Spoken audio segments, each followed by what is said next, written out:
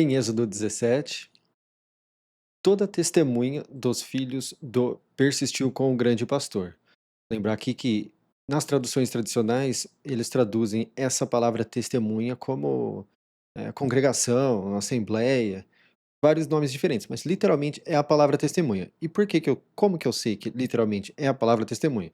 Porque em outros lugares essa mesma palavra é usada no sentido de testemunha. Ah, fulano é testemunha de tal coisa. Então, é a palavra testemunha, né? Fulano não é assembleia de tal coisa, nem congregação de tal coisa. Então, aqui é de fato a palavra testemunha. E também eu penso, não tenho com certeza, muito provavelmente o a divisão dos os testemunhas de Jeová tiraram desse contexto o nome da divisão deles. Então, toda testemunha dos filhos do persistiu com o grande pastor arrancou do sertão de espinho para os arranques deles. E aqui, esse arrancou, nas traduções tradicionais, está como partiu, mas é arrancou. Por que que arrancou? Porque eles moravam em barracas, então eles arrancam e arrancam. E interessante que é a mesma palavra também que é usada quando o faraó, né, o Casagrande, parte atrás do cruz, que é os hebreus, e usa essa palavra, né? Ele arrancou, né? E nós usamos isso para carros hoje em dia. Pô, o carro saiu arrancando. Então é legal como isso se encaixou também. E o faraó tava, né? O faraó, o Casagrande, ele tava em charretes e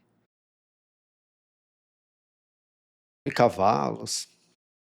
Pela boca de salvação. Então arrancou para os arranques deles pela boca de salvação. Aqui está de forma literal. Nas demais traduções vai estar amando, comando, porque né, vai ser algo assim, ó, mandamento do Senhor, mandamento. Mas não é a mesma palavra que é usado para mandamento quando tem os 10 mandamentos. É uma palavra completamente diferente. Eu sou contra ficar trocando palavra por conveniência. Aqui dá para entender, né? Pela boca de salvação. Então aqui nós também criamos um duplo sentido. Como eu já expliquei que a mais provável tradução daquele nome, daquela palavra Senhor, toda em maiúsculo, na verdade é salvação, só que pela boca de salvação. Que é interessante, porque salvação também é a tradução de Jesus. Então, pela boca de salvação, pela boca de. E acamparam em apoios, mas não tinha água para o povo beber. Então o povo brigou com o tirado e disse: Dê água para bebermos. O tirado respondeu: Por que vocês brigam comigo? Por que vocês testam salvação? O povo teve sede ali de água e reclamou sobre o tirado. Por que você nos fez subir desse tiado? Foi para dar fim a mim, meus filhos e meu gado com sede? Então aqui, obviamente, né, apesar de todos os feitos impossíveis, ainda acontece essas coisas. Então, é para ver que é uma grande, né, então, assim, o que dá a se entender é que eles estão simplesmente testando, querendo ver milagres e coisas assim, né? Grandes feitos, feitos impossíveis, que é justamente no Novo Testamento o que eles ficam pedindo para salvação, Jesus fazer. Ah, faz um sinal aí, faz isso aqui, Herodes, né? Faz algo maravilhoso aí. Então, querendo ver aquilo tudo. E apesar de ver, não confiam. Como eu disse há alguns episódios, verdadeira palavra que é usada para crer e acreditar, na verdade, é confiar. Então, apesar de tudo que eles viam, eles ainda não confiam no salvação. O tirado clamou ao salvação: O que eu faço com este povo? Daqui a pouco vão me apedrejar. Tirado é Moisés, né? Salvação disse ao tirado: Cruze pela frente do povo. Tá, esse cruze é o verbo da palavra hebreu. Hebreu significa o que cruza, no sentido de cruzar um rio, de outros sentidos também de cruzar, parece se encaixar, tá? Então aqui ele usou justamente o verbo, né, de forma correta, o verbo para fazer o gesto que é o significado do nome daquele povo, que aqui persistiu com o grande pastor, que é Israel, mas eles são conhecidos pelo mundo como também os hebreus, que é o nome desse idioma, os da cruz, os do cruzamento. E é interessante porque isso se encaixa, porque lá na frente a cruz, quem faz é eles, né? Inclusive o Cristo é crucificado, então o Cristo é o hebreu, né? Então você tem um grande encaixe de palavras quando você começa a traduzir os nomes de forma literal e usar eles de fato na Bíblia, sem ficar tentando interpretar. Cruze pela frente do povo e leve com você alguns dos velhos do persistiu com o grande pastor. Tá. Aqui essa palavra velhos, ela é meio que suavizada nas demais traduções. Vamos até ver como que tá aqui. Anciãos, líderes. É, não é nem ancião nem líderes. Ancião até poderia ser. Mas, por exemplo, nós não lidamos. Aqui, ó, anciãos aqui também. Aqui, autoridades. Essa nem é a palavra de autoridade, nada a ver. Então, mas literalmente ela é a palavra velho, é alguém que é velho. Ao meu ver, eles quiseram suavizar a coisa toda. Mas o que acontece? A partir do momento que você usa a palavra ancião, você dá algum nível de apelo a mais àquilo. Um status acima, porque nós vemos ancião no nosso idioma hoje como algo assim a ser completamente venerado. E talvez até seja. Mas a palavra aqui ela é usada para velho, tá? Então, assim, você acaba impondo um mérito à palavra que o texto não quis que você colocasse. Agora, se é um velho a ser honrado ou se é um velho a não ser honrado, isso aí é por conta de outra coisa, porque senão o texto falaria dessa forma. Então, é simplesmente alguns dos velhos, né? E o que acontece? Por que dos velhos? Porque muito frequentemente os velhos têm mais histórias sobre tudo e eles têm um certo mérito maior simplesmente por serem mais velhos. Isso de fato existe na sociedade. Então, a opinião deles, ela tem um certo peso, tá?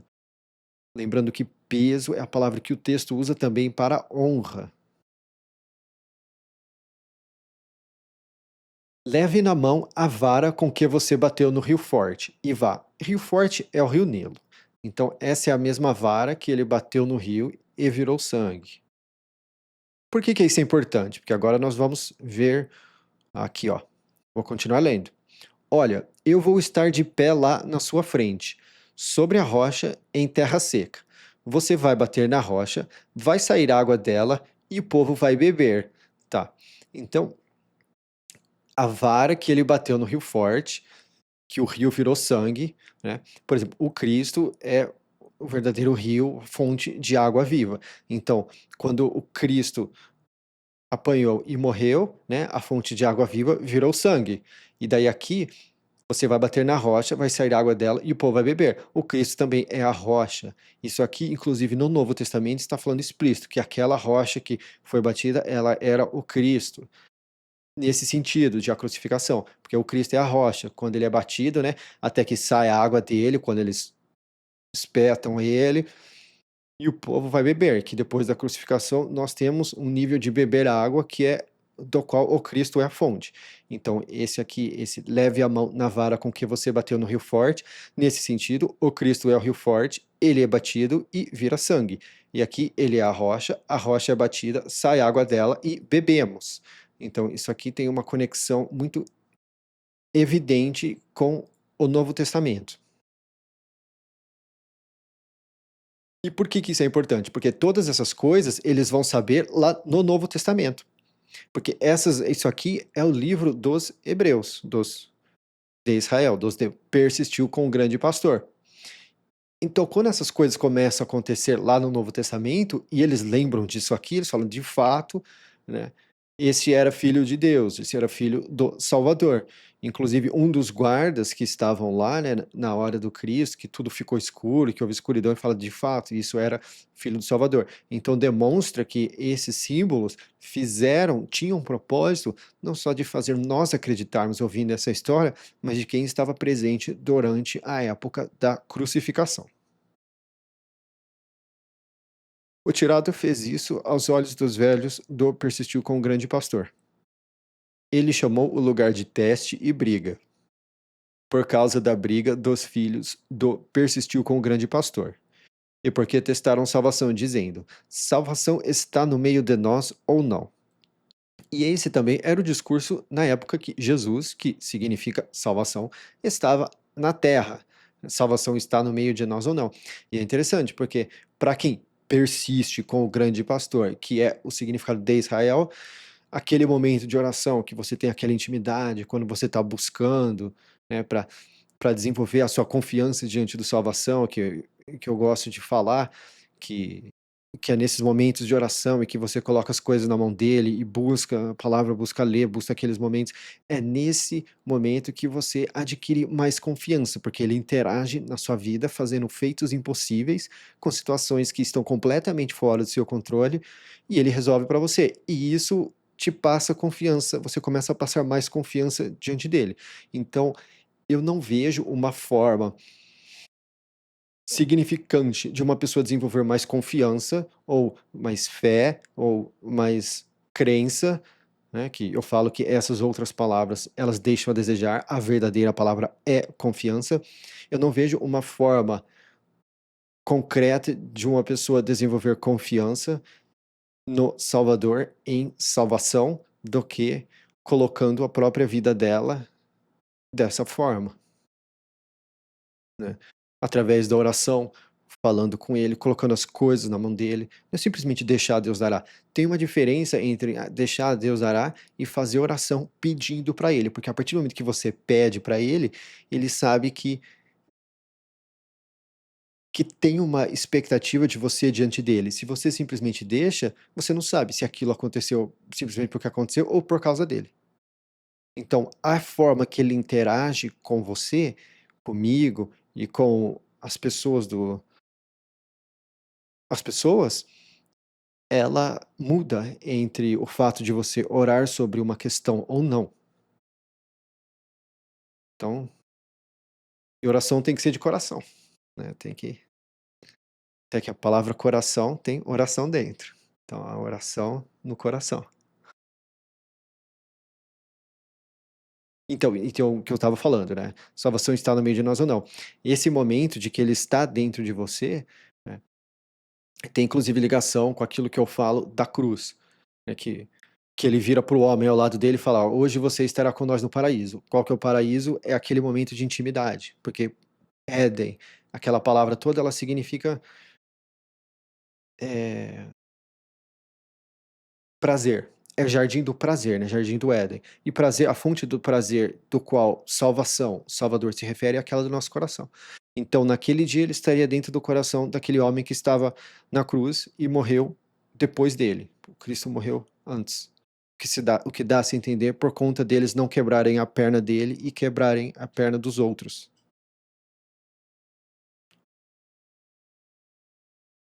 Veio então o povo que lambe e fez batalha contra o persistiu com o grande pastor em apoios. Esse povo que lambe é Ameleque. Am é povo e Lec é que lambe. E isso aqui é interessante porque no inglês a palavra lambe é parecida, que é lick. Então, isso aqui fica com um encaixe bem contemporâneo.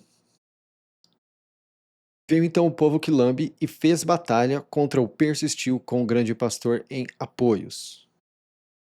O Tirato disse ao salvação é salvação. Tá, salvação é traduzido na Bíblia como Josué. É o mesmo nome de Jesus.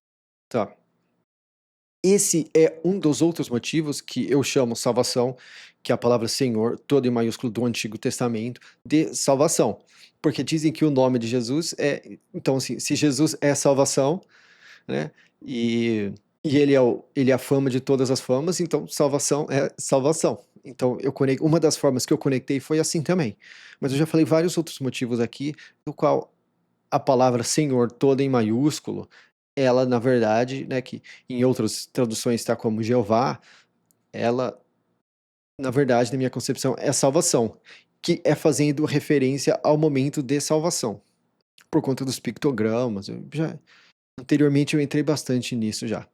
Então, assim, esse salvação é salvação, o que que é a tradução diz? É salvação do Antigo Testamento, é salvação do Novo Testamento, é nesse sentido. Então, o nome desse Josué, que esse Josué, que então, inclusive, nas traduções tradicionais, traduzem errado, porque era para traduzir Jesus da mesma forma que é traduzido Josué, porque é o mesmo nome. Só que no grego é pronunciado de forma diferente, então eles deixaram Jesus e Josué, mas a raiz é o mesmo nome, é Yehoshua. E é interessante porque é esse aqui que leva eles para a terra prometida, que faz eles entrarem, faz eles ganharem batalhas. E salvação é salvação do Novo Testamento e do Antigo é quem nos faz ganhar batalhas. É aquele momento de oração, né, que eu comentei aqui, né? Você coloca as dificuldades da sua vida na mão dele e ele não só resolve, mas ele resolve com feitos impossíveis, né? Que é a minha tradução para milagres ou maravilhas, né? Então selecione homens para nós, saia e batalhe contra o povo que lambe. Amanhã eu vou ficar de pé no topo do morro, com a vara de salvação na minha mão. Tá. Na Bíblia tem duas palavras que são usadas em especial, que é morro e monte. Às vezes monte eu coloco como montanha. Então, em alguns lugares, antes daqui, vai estar monte. Mas eu vou começar a traduzir como montanha. Por quê? Porque nós também, às vezes algum morro qualquer aí, a gente chama, pô, tem um monte ali, alguma coisa. Mas uma montanha é algo muito maior do que o que nós chamamos de monte. Tá, por exemplo, nós chamamos o Monte Roraima de monte, mas ele é muito maior do que os morros que nós lidamos, mas ele não tem o tamanho de uma montanha. E monte fica muito subjetivo. Quão grande é o monte? Já se eu uso morro e montanha, eu não deixo dúvidas. Porque às vezes cada região tem um nome para monte. Já morro e montanha são coisas muito absolutas. Então, o que estava anteriormente a isso aqui, como monte, de agora em diante vai ser montanha. Morro vai continuar morro, que é uma montanha muito, muito, muito menor. Com a vara de salvação na minha mão. O salvação é salvação, fez conforme o tirado disse a ele, e batalhou contra o povo que lambe.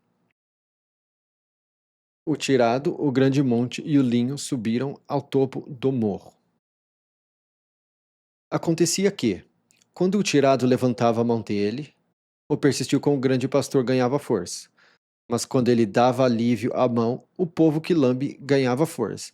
Tá, vamos lembrar aqui. Levantar a mão é o mesmo gesto de você da palavra oração. A palavra oração é como se fosse estender a mão. Então, assim, não é exatamente o gesto, é o que está por trás do gesto. Então, por exemplo, a sua vida não vai melhorar se você ficar com a mão para cima, né? É o contrário. O coração inspira e levanta a mão, tá? A coisa, ela parte de dentro para fora. Não existe um gesto, uma combinação de gestos que você vai fazer, não. Funciona tudo de dentro para fora. Senão é simplesmente fingimento. É o que o Novo Testamento chama de, né, o Cristo chama de hipócritas, que na verdade são a melhor tradução para a palavra hipócrita do Novo Testamento é fingidores ou fingidos ou atores. Nós usamos hipócrita de uma forma diferente. E de fato, literalmente, se você transliterar a palavra, ela é bem parecida com a nossa palavra hipócrita. Só que a forma que ele usa e a forma que essas palavras eram usadas na época era fingidores. Então ele estava chamando ele de fingidores, pessoas que fingem. E é exatamente isso. Quando você faz um gesto sem estar motivado naquilo, é fingindo. Então, ao meu ver, usar hipócritas, até mesmo no Novo Testamento, tira do que ele quis dizer. Mas quando ele dava alívio à mão, o povo que lambe ganhava força. E aqui, por que eu deixei dar alívio aqui? Tem lugar que está descansava, tá? Mas a palavra descansar, ela é complicada de usar aqui, porque essa mesma palavra, ela é usada para Deus. Então, assim, Deus tem alívio, mas ele não descansa, porque quando nós vamos mais adiante, está escrito que ele não cochila nem dorme, que ele não é homem para se cansar e coisa assim. Mas o que que é alívio? O alívio ele age de uma forma diferente, porque mais adiante nós vamos ver os sacrifícios, que quando eles fazem sacrifícios no templo, que também tem ligação com oração, e quando chega lá eu vou explicar direitinho, mas quando os sacrifícios sobem à salvação, aquele gesto, aquilo dá um alívio a ele, né? Como se, por exemplo, ele estivesse irado, exemplo, como se ele estivesse irado e aquilo alivia ele. Então, não necessariamente é descansar, porque para você descansar você tem que estar cansado. Então, a Bíblia usa, a maioria das traduções usa a palavra descansar de forma incorreta. Até mesmo no sétimo dia, quando está escrito dia de descanso, é dia da pausa.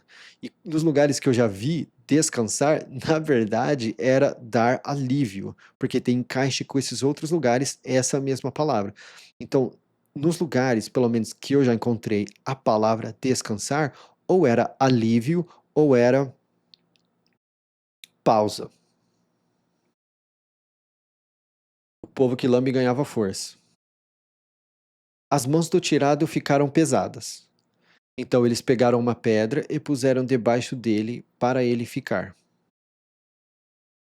O grande monte e o linho seguraram as mãos dele, um daqui e um dali, de modo que as mãos dele foram de confiança até o sol entrar. Aqui, foram de confiança. Essa é a palavra usada para fé. Confiar, acreditar, essa é a palavra. Só que você pode ver aqui, né? O confiança tem caixa aqui, né? Então aqui, por exemplo, com certeza não vai estar a palavra fé aqui. Foram de acreditar. Eu nem olhei. Eu posso até passar vergonha aqui, mas se eu passar, eu passei vergonha. Permaneceram firmes. É, permaneceram firmes. Olha lá, mãos firmes. Mas tem outra palavra que é usada para firme, que é quando eles firmam postes, é quando é a coisa toda. Então aqui eles não colocaram, né? Foram de acreditar. Por quê? Porque não tem caixa. Agora, quando a sua mão é de confiança, ela fica persistindo. Porque você pode confiar nela. Então aqui eles poderiam confiar na mão dele, estando dessa forma que eles iam vencer. E eles tinham confiança na coisa certa, porque por conta de quem estava fazendo isso e do coração da pessoa que estava fazendo isso. E por que isso aqui é interessante? Foram de confiança até o sol entrar. E qual que é essa ligação do sol entrar? Quando, por exemplo, quando Cristo na cruz teve, quando ele teve fim, aquele fim na cruz, né? O sol entrou. Então as mãos dele foram de confiança até o sol entrar, porque a terra ficou escura. Então o sol foi escondido, as mãos dele foram de confiança, porque as mãos dele de fato era confiança, e elas estavam firmes também ali. Então isso aqui a gente também liga à cruz. Assim, o salvação é salvação, derrubou o povo que lambe e o povo dele pela boca da lâmina. Aqui, nas traduções tradicionais, vai estar fio da espada, ou algo assim. Vou até confirmar em outras. Olha lá, fio da espada, fio da espada. Por quê? Porque fio da espada é uma expressão no português. Nós falamos isso. Mas nós perdemos, ao usar fio da espada, nós perdemos a ligação que o hebraico tem. Porque a boca é algo que consome. Então, a boca da lâmina, primeiro que não é espada, porque isso aqui é lâmina. Isso aqui é usado em contextos onde eles cortam coisinhas pequenas. E uma espada não era tão acessível quanto nós achamos que era, né? Muitas pessoas não conseguem, não têm habilidade para tampouco segurar uma espada. Então, e ela é usada para cortar coisas pequenas, assim. Eu até agora eu esqueci os exemplos. Eu podia até ter deixado aqui, mas não deixei. Que é usado na própria Bíblia, essa palavra. Então, a boca é algo que consome e a lâmina também. E por que é importante deixar a boca da lâmina nesse sentido? Primeiro, porque dá para entender que foi a base da faca. E também porque quando nós vamos lá no Novo Testamento, nós vemos que, né, sai uma espada da boca e tem toda uma simbologia por trás disso tudo. Então é importante deixar isso aqui para que seja feita a associação ao Apocalipse. Então, se dá para entender, eu mantenho, porque tem conexão.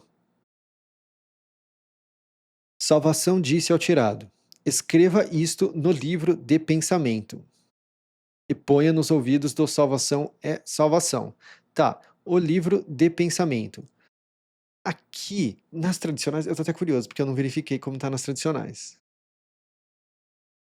Escreve isso para memorial, memorial, memorial, tá errado. Tá. Por que que tá errado? Por que que memorial está errado? Porque memorial é algo passivo, você não precisa pensar sobre aquilo.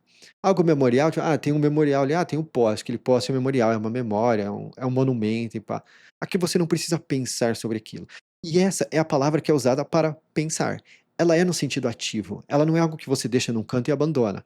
Então, por exemplo, o livro de pensamento é é nesse contexto. Por exemplo, a Bíblia ela não é um livro memorial, ela é um livro de pensamento, você tem que pegar ele, ler e pensar sobre aquilo, mastigar de verdade o conteúdo. Mais ou menos como eu faço aqui com vocês. E então é nesse sentido, deixar memorial fica parecendo, beleza, pega ali, pá, abandona lá no canto e boa, né, o memorial é uma lembrança, né. Essa palavra também tem lugares que é usado como lembrança. Inclusive, esse é o verbo que é usado quando está escrito lá, eh, e Deus lembrou de Noé, né, e o Salvador lembrou de Noé, do alívio, antes dele trazer a arca. Mas o Salvador não esquece, então ele pensou no alívio. E tem vários outros lugares que essa palavra, ela não tem encaixe como lembrar, como memória, que ela que ela tem uma postura ativa diante do que está acontecendo. Então não é memoriar, não é memorial, não é memorizar, não é nada desse tipo, é pensar, é algo ativo. Porque eu vou e ponha nos ouvidos do salvação é salvação. Porque eu vou totalmente apagar pensamento do povo que lambe debaixo dos céus. Aqui nas tradicionais, apagar a memória. Aqui não é complicado apagar a memória do povo que lambe, porque primeiro porque é a mesma palavra que está aqui. Essas duas aqui são a mesma palavra. Então não faz sentido aqui eu chamar de memória e aqui pensamento. E apagar a memória do povo que lambe também vai fazer ele esquecer? Então fica uma coisa muito duvidosa, muito ambígua. Então não dá. É pensamento, porque é pensamento aqui, essa é a mesma palavra, então é pensamento aqui. Apagar pensamento. Ninguém nem mais vai pensar nessa turma, no povo que lambe, que é o Ameleque. Nós vamos ver bastante sobre ele ao decorrer do bom livro, desse pessoal aqui. O tirado construiu um altar e chamou a fama dele. Salvação é meu sinal erguido. E esse sinal erguido é interessante, porque quando o Cristo está na cruz, né, ele é o sinal erguido, porque ele é erguido e também a última letra do alfabeto hebraico nos pictogramas é uma cruz, que também significa sinal.